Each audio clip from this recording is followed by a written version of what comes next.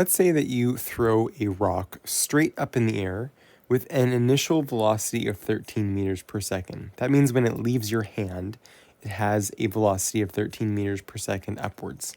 And we're asked to solve for the maximum height that the rock will reach.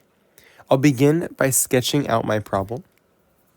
I'll go ahead and draw my rock here being thrown upward with an initial velocity of 13 meters per second, and eventually it's going to come and stop at some point up here.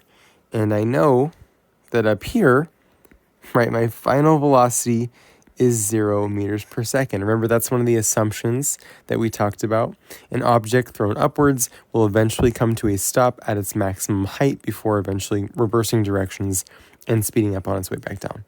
I'll define up as positive and right as positive here for my coordinate axes. And I think I'll go ahead and label also on my diagram here. This will be my delta y in this case, my vertical displacement. The distance between, I'll just show it from center to center of the rock. Okay. And so in this case, I'm given initial velocity is 13 meters per second, and that is positive because it is upwards, right? My final velocity is 0 meters per second. We know that's an assumption that we make for objects thrown upwards. My acceleration is, there you go, negative 9.80 meters per second squared, and it's negative because it's pointing down. Acceleration is a vector quantity, always pointing down for the acceleration due to gravity. All right. I don't know my time, so I'm not going to worry about that. I am solving for my vertical displacement, so I'll go ahead and box that as my unknown in this case. And that's all I have. Before I jump into the problem solving, it's important to take a moment to sketch our motion graphs, again, to give us an additional representation and potentially method of solving this problem. If this object is being thrown upwards, then I know that as it rises, its speed will decrease. It'll eventually come to a stop and then change directions and speed up on its way back down. Pause the video, take a moment, and sketch the position time graph for yourself. Okay, so hopefully your graph looks something like this.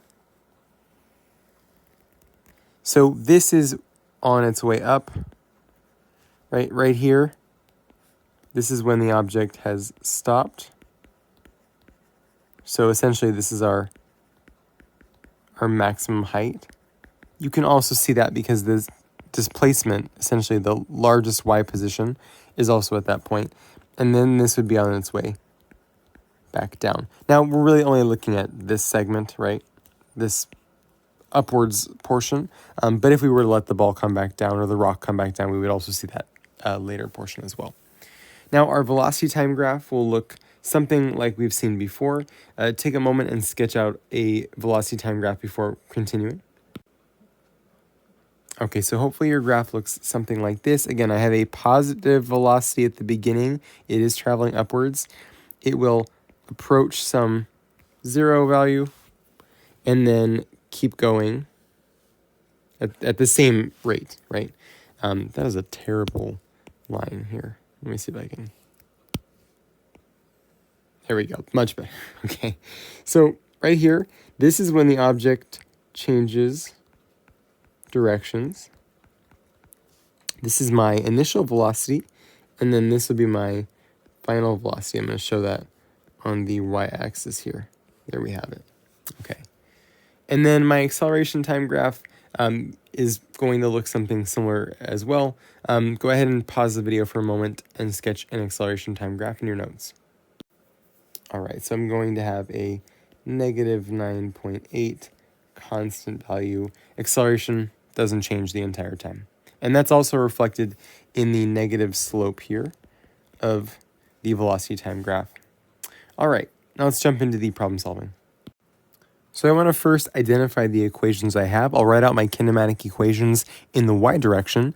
Delta y is equal to vi y t plus 1/2 a y t squared. Now, you'll notice this looks a little bit different.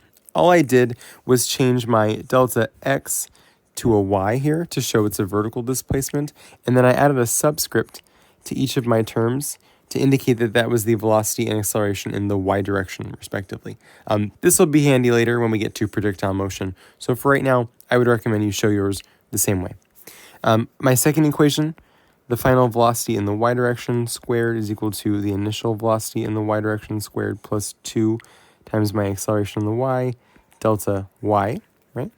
And then my last equation, final velocity in the y direction would be equal to my initial velocity in the y direction plus acceleration in the y times time.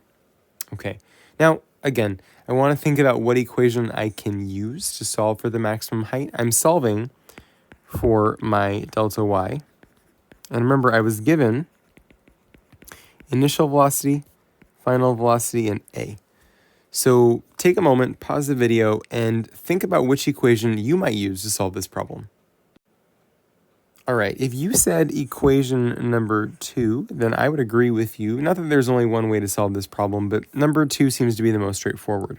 I know that, again, my initial velocity is a positive 13 meters per second. My final velocity is 0 meters per second, and my acceleration in the y direction is negative 9.8 meters per second squared.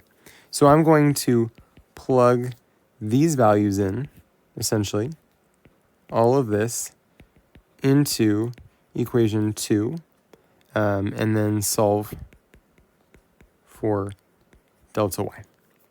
So to begin my solution, I'll actually start out by writing my equation out here, and then I will rearrange algebraically for delta y. I'm going to move the VIY squared term over to both sides, and that will cancel here, and I'll get the difference here in my velocities squared is going to be equal to 2ay delta y, and so I'll just go ahead and divide by 2 times that acceleration. It's always important to rearrange algebraically before you solve or plug in for any values. It will really help your solution be easy to follow and free of mistakes. All right, so go ahead and plug in my values here. VF was 0, that's nice. Our initial velocity was 13 squared, and that's all over 2 times negative 9.8 meters per second squared. I didn't show this, but this would be 13 meters per second, and this would be 0 meters per second. So I can make sure my units work out. And that will give me a maximum height of 8.62 meters. Now, I have a positive displacement here, which again would suggest that the object ends up above where it started, right? That's what positive displacement would indicate. This, to me, sounds good. I know that the object is going to be higher up in the air than when it started, so that's good. The sign of my answer is good. Magnitude-wise, 8.62 meters seems like a reasonable height for an object at that speed. And my units work out here. I'll just show that really quickly. Meters over second squared divided by meters per second squared. That's meters squared over second squared divided by meters per second squared. The second squared and the meters squared up here will cancel with the meters, and we'll just get meters, which is what we're looking for. All right. So this completes the de Gepsa problem-solving process for kinematics using acceleration due to gravity. Please move on to the free fall exercises on Canvas to apply what you've learned in these videos.